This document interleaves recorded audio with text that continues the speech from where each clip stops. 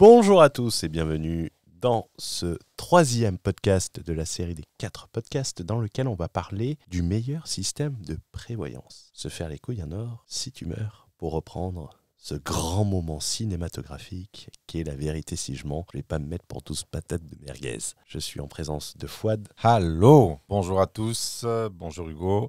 Épisode important aujourd'hui, on va parler d'un système de prévoyance méconnu et surtout en fait qui n'est pas du tout envisagé comme tel. Alors on a oublié de faire l'introduction, les likes. Les likes. Mettez-moi des likes les amis, mettez-moi des likes. On rappelle que ces épisodes doivent faire office d'une sorte de déclic pour les gens qui ne s'intéressent pas à l'immobilier, qui n'ont pas une vision globale ou qui sont formatés avec l'excellence de la formation Internet. Également, tu peux nous rejoindre sur notre Telegram, sur notre newsletter privé qui commencera à partir de septembre. Nous laisser un avis également sur Apple Podcast, ça nous aide énormément et on remercie tout le monde qui a pris le temps de laisser un commentaire. On indique également aux membres du patrimoine exponentiel, pour ceux qui veulent le rejoindre, le lien se trouve dans la description du podcast, comment se servir de ces épisodes pour maximiser sa capacité d'emprunt et s'en servir comme boîte à outils. Donc, l'ADI. Le meilleur système de prévoyance imbattable en qualité-prix. Alors c'est marrant que tu parles finalement du formatage ou finalement de la focalisation. On va venir mettre la lumière sur des choses qui ne sont pas très importantes comme le cash flow. Se focuser. Alors j'ai dit quoi ? T'as dit se focuser. Non, je pense pas, je n'ai pas dit ça. T'as dit se focus. Se focaliser alors. je m'en rappelle plus du coup. Je rigole. T'as dit se focaliser. Ah ok. Les gens vont mettre la lumière sur le cash flow, mais finalement il y a des choses qui sont beaucoup plus importantes que le cash flow, comme on en a parlé, la retraite par capitalisation immobilière, l'amortissement du capital. Et là, on va mettre la lumière sur quelque chose qui est absolument fondamental, qui est un système de prévoyance qui n'est absolument pas perçu par la plupart des investisseurs et encore moins des Français comme un système de pilotage de prévoyance qui est l'assurance décès invalidité. Et on a beaucoup plus à gagner finalement à s'intéresser à l'ADI, donc assurance décès invalidité, que de se focaliser sur le cash flow qui finalement n'a pas tant d'importance que ça, au-delà de son utilité qui est de couvrir la totalité des dépenses de l'investissement. Donc on va voir l'ADI sous un angle d'instrument stratégique de pilotage de la constitution du patrimoine et ses garanties. Tout à fait, c'est sous l'angle de la prévoyance. Donc la prévoyance, c'est un mot qui est très utilisé en fait par les assureurs. Vous avez... Alors c'est marrant parce que j'ai failli, je t'avais raconté l'anecdote, j'ai failli être agent général d'assurance.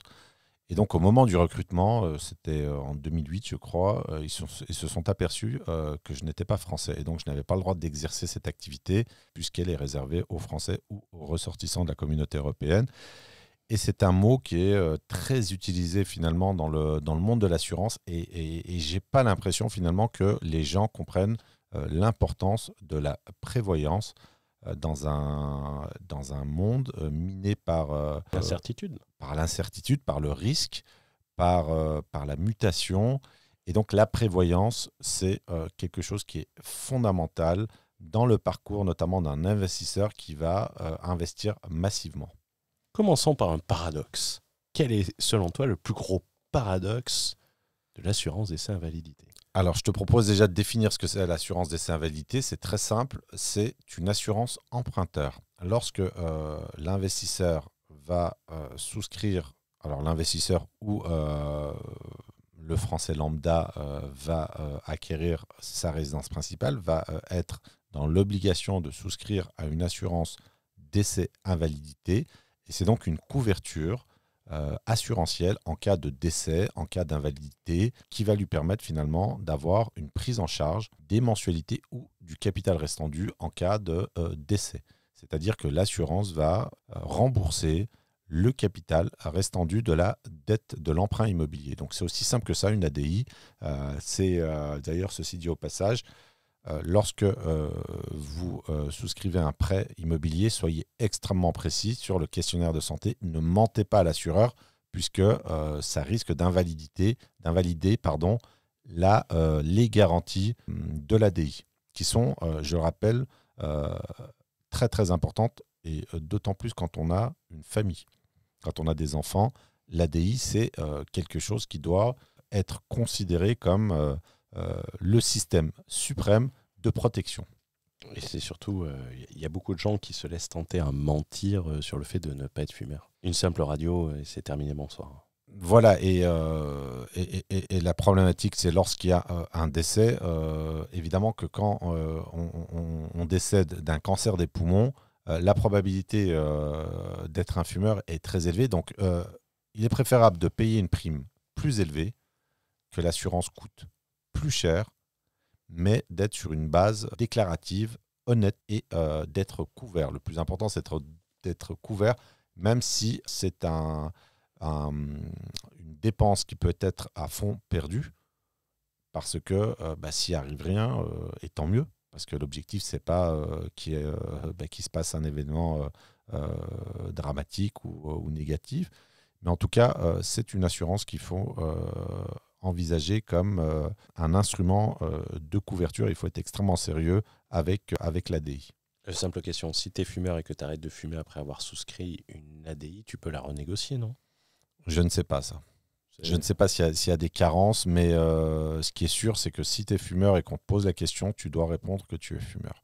Alors d'ailleurs, à partir d'un certain niveau d'encours, sur certaines banques comme le Crédit Mutuel, exigent des analyses sanguines pour pouvoir en fait t'assurer ou pas. Oh putain, mon cholestérol. Et parfois, certains crédits mutuels, ça va très vite. Le seuil est très bas à partir de 500 000 euros. Donc, ça fait une information importante à savoir. Donc, de toute façon, nous, on est pour ne jamais mentir à une banque. Et mon grand-père avait une très bonne expression sur le mensonge. Il disait qu'en fait, quand on ment à quelqu'un, il faut se poser la question, et une seule question, combien de temps tu veux gagner pour rendre les choses bien plus pires ? Parce qu'un mensonge est toujours découvert. Là, en l'occurrence, c'est mentir à un assureur, ce qui est encore pire. Ah ouais, non, mais ça, L'assureur, quand tu es dans tes droits, là, aujourd'hui, moi, j'ai un litige avec un assureur sur une assurance P&O, donc propriétaire non occupant. J'ai eu un sinistre. Et ça fait 2 ans que l'assureur fait traîner. Je l'ai assigné au tribunal en référé et j'ai obtenu sa condamnation, mais ça a duré 2 ans, son petit jeu. Donc 2 ans à ne pas répondre, etc., etc. Donc quand on est déjà dans une situation où on est honnête vis-à-vis de l'assureur et qu'on est à jour de ses cotisations, du paiement de ses cotisations, on rencontre déjà certaines difficultés. L'assureur, comme m'avait dit l'avocat, il m'a dit c'est très simple. Son but du jeu, c'est de payer le moins d'indemnités possible. Et si ça doit passer par vous faire patienter, en fait, le but, c'est de pousser le sociétaire ou l'assuré à l'abandonner. Ah oui. L'abandon, pardon. Ah mais je le sais, moi j'avais eu un accrochage avec une voiture de location. Et j'avais payé, tu sais, ils chargent, c'était 900 balles pour une aile légèrement enfoncée. Et j'avais l'assurance de la carte bleue, mais le parcours du combattant que ça a été. Et ça c'est connu, mais après il faut savoir se projeter également de l'autre côté. Tu seras assureur, ça serait ta propre société. Oui, ton intérêt c'est de faire rentrer le maximum de primes et en faire sortir le minimum. C'est le modèle économique. Après, je trouve qu'il y a une malhonnêteté extrêmement forte qui est intrinsèque au modèle économique, et ça me dérange. C'est-à-dire que quand on a un assuré qui a payé en temps et en heure ses primes d'assurance, quand il fait une déclaration de sinistre accompagnée d'un dépôt de plainte, quand un expert passe et constate les faits, je trouve ça quand même pas très normal de faire durer comme ça. Mais bon, avec moi, ça fonctionne pas parce que je suis extrêmement persévérant. Et pour te dire, j'ai relancé cet assureur en une année 38 fois pour laisser des preuves par mail.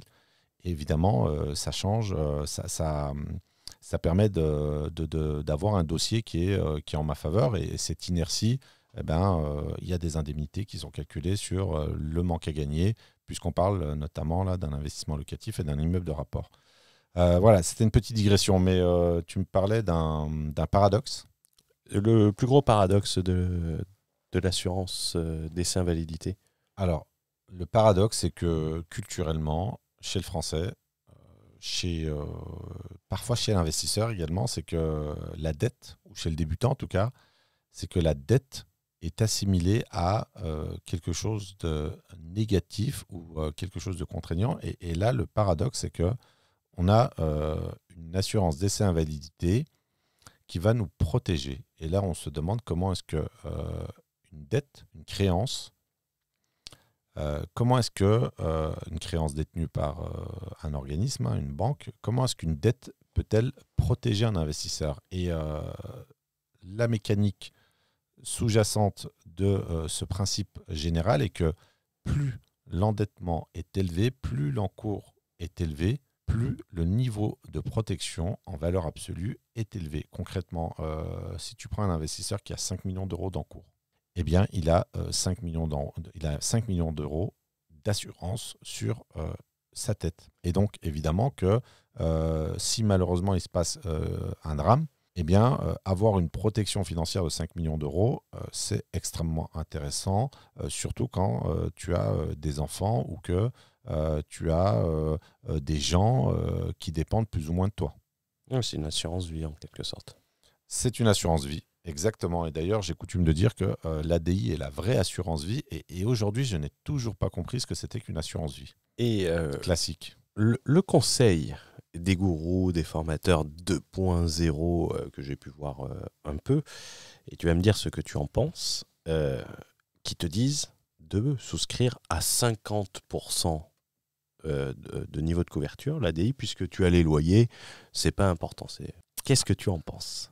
Alors, j'en pense que c'est une erreur pour une raison très simple, c'est que l'ADI, dans le cadre de l'investissement immobilier pratiqué massivement, offre un rapport totalement déséquilibré, pour une fois, en faveur de l'assuré, du bénéficiaire.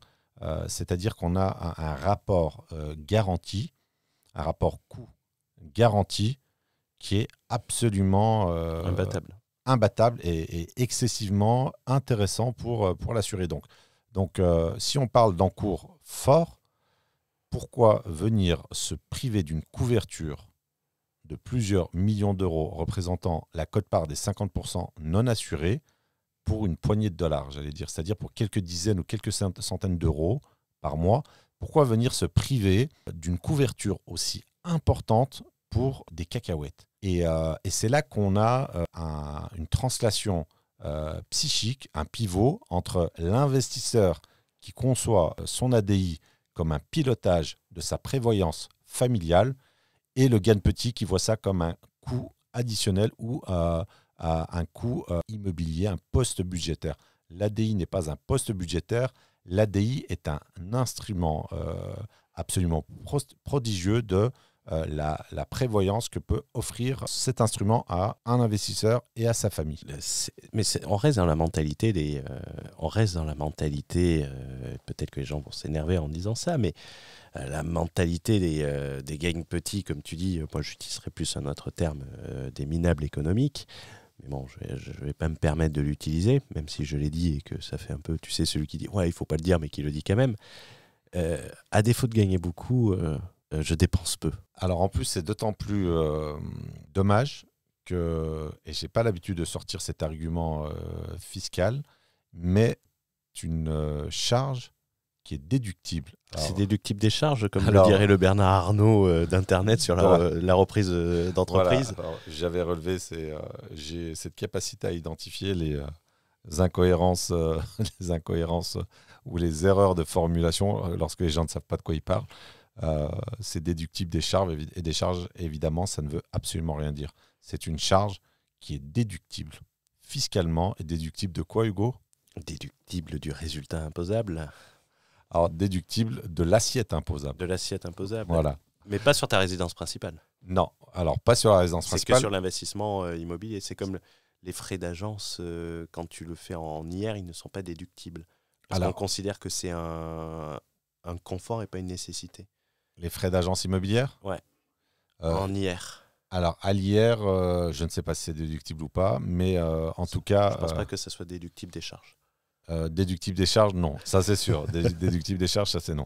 Il y aurait de quoi à faire un bon dîner un mercredi soir, quoi. Voilà. Ça serait pas le dîner de cons, ça serait le dîner des cons. Ouais, ça serait le dîner des cons et le plus dur, ça serait de trouver une table assez grande. Ouais, ça serait de délire le plus con, finalement. Mais revenons aux choses sérieuses, puisqu'on parle d'assurance décès invalidité. Ce qui est con pour le coup, c'est que non seulement la cotisation est faible, mais en plus elle est fiscalement déductible. Alors pourquoi vouloir aller sur un taux de cotisation, un taux de couverture de 50%, alors qu'on peut être mieux couvert et qu'on a une déductibilité de la charge? Et en plus, t'envoies un message très fort à la banque. Tout à fait. Il faut savoir que sur la rémunération, sur le modèle économique du prêt bancaire, la profitabilité se situe au niveau de l'ADI. C'est pour ça que ne faites jamais l'erreur de demander, ça c'est une erreur d'amateur, ne faites jamais l'erreur de demander une délégation d'assurance, c'est-à-dire d'aller chercher un autre assureur moins cher. C'était Hamon qui faisait ça, qui permettait de faire la loi Hamon, non? Voilà, mais ça c'est une mesure de gain petit. Alors de gain petit qui ne s'inscrit pas dans une stratégie d'investisseur, de serial investisseur qui va enchaîner les investissements. Quand tu viens enlever l'ADI à ta banque, qu'est-ce que tu fais concrètement? Tu lui enlèves le profit qu'elle réalise sur l'opération. Oui, l'ADI bancaire est cher, mais c'est normal, puisque le taux d'intérêt, en taux d'intérêt réel, il est négatif. C'est-à-dire que la marge sur intérêt, elle est très faible. Donc, si tu enlèves l'ADI, tu envoies deux mauvais messages, en fait. Premièrement, je ne te fais pas gagner en tant que partenaire. Donc, je ne veux pas que tu gagnes, je veux le moins cher. Ensuite, tu vas envoyer un signal, je suis un client qui est un crevard. C'est-à-dire que moi, non seulement je ne veux pas que tu gagnes sur l'ADI, et puis la PNO, donc l'assurance propriétaire non occupant, tu peux t'asseoir dessus. Et puis éventuellement le système de télésurveillance, et puis tout le bazar qu'il faut prendre pour augmenter son scoring.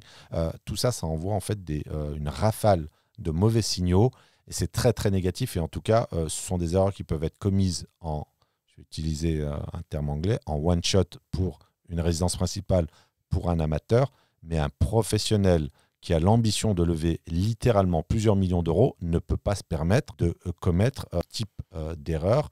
Alors, s'il la commet, s'il commet ces erreurs, c'est que soit c'est de l'amateurisme, soit c'est de l'ignorance qui va avec l'amateurisme. Ça va avec les deux. Voilà, l'un est la conséquence de l'autre. Mais tu as des gens qui aussi sont des radins. Voilà, qui sont des radins. Et ça, c'est très problématique parce que l'enjeu, finalement, est strictement supérieur à, moi, je veux dire, le prix de l'ADI, je m'en contrefiche. Moi, ce qui m'intéresse, c'est que je dis explicitement à la banque, je veux 100% et je veux le maximum de garantie. Et là, la banque se dit, tiens, c'est un investisseur qui est extrêmement prudent. Tu sais, j'en ai parlé dans Patrimoine exponentiel sur un exemple qu'il faut savoir quelquefois laisser un peu d'argent sur la table. Et j'ai pris mon cas concret et j'ai fait un exercice de transparence. J'ai un compte Société Générale en France. J'ai une Visa Infinite dessus. Ça fait 1 an et demi qu'elle est à l'agence et qu'elle n'est toujours pas activée. Mais en même temps, le scoring comptabilise la dépense. Voilà. Moi, raisonnez, lorsque vous faites une économie, raisonnez en coût d'opportunité. Toujours. C'est exactement ça. C'est-à-dire que le coût d'opportunité, dans la plupart des cas, il est extrêmement important et surtout que le coût d'opportunité sur le levier bancaire français, qui est très très puissant, fait qu'on a un coût d'opportunité très très élevé. C'est-à-dire que le manque à gagner, en fait, le coût de renoncement est très fort.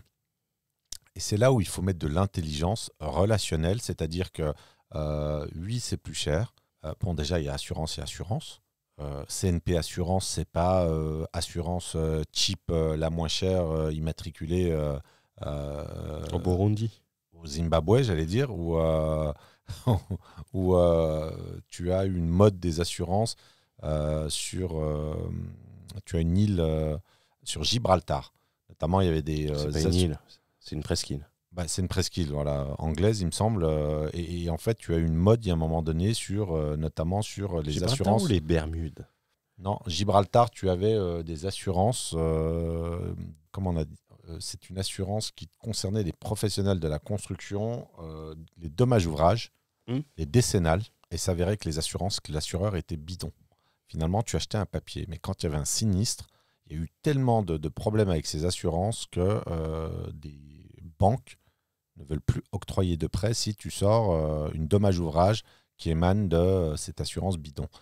Donc voilà, donc il faut absolument envoyer les bons signaux, il faut laisser le partenaire bancaire avoir une marge et il faut penser coût d'opportunité, il faut penser à long terme et surtout ne pas se dire bah, tiens, je vais faire des économies et là je vais faire du 50% et là je vais chercher la délégation et puis la PNO, je peux l'avoir moins cher par le biais d'un courtier, etc. etc. Ça, c'est vraiment des erreurs qu'il ne faut absolument pas faire. Et d'ailleurs, si je dis pas de bêtises, sur le premier, on cherchait les thématiques pour les coachings privés du patrimoine exponentiel.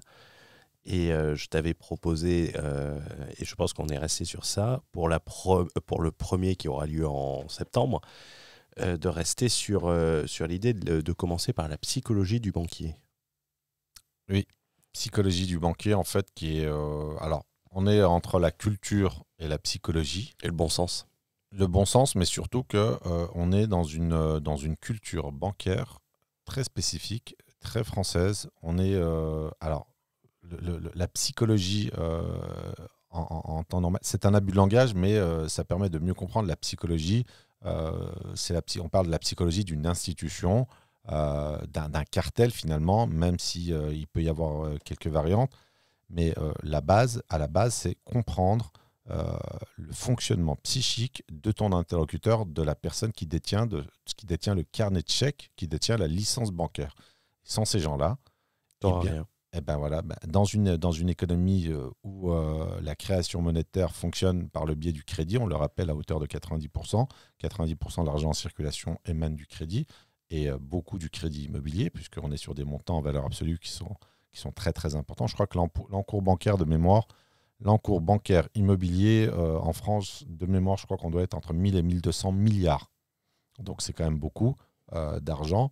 Donc comprendre son interlocuteur, c'est fondamental et ça permet de faire les choix. Et pour revenir à la thématique du podcast, sur l'assurance décès invalidité, l'objectif, c'est à mesure du parcours de l'investisseur, à force de prendre des risques, puisque le risque est inhérent à l'action et plus on va investir massivement, plus on sera exposé au risque. Alors, risque qui n'est pas forcément volontaire ou excessif, mais en tout cas, il y a une notion de risque. Eh ben, c'est tout à fait logique de venir compenser ce risque, ou en tout cas y adosser un voile de protection générale pour se dire qu'en cas de pépin, eh bien, et notamment en cas de décès de l'investisseur, de celui qui est moteur de l'action générale, eh bien, on a des gens qui ne sont pas forcément femmes, des enfants, etc., qui ne sont pas forcément aptes à gérer le patrimoine, eh bien, les remboursements, donc finalement, c'est quand même plutôt sain de se dire qu'on a une couverture qui peut fonctionner très très bien dans ce cas-là. Ça fait en fait une superbe transition pour la conclusion, car si on réfléchit, un patrimoine immobilier est une garantie pour l'avenir. Oui. La dette peut inquiéter dans la constitution d'un gros patrimoine immobilier. D'ailleurs, n'hésitez pas à nous le dire dans les commentaires. Est-ce qu'un gros montant de dette vous inquiète dans la constitution d'un patrimoine immobilier? Quand je parle de gros montants, on parle en millions. Les centaines de milliers d'euros pour acheter un studio et faire une coloc à Bergerac, non merci. Est-ce qu'on peut dire que, comme nous venons de le voir, on a un gros montant de dette qui est adossé à un gros patrimoine immobilier, donc qui est une garantie pour l'avenir, et à travers ce gros patrimoine et l'ADI, on a une sorte d'assurance vie en cas de pépin. C'est exactement ça.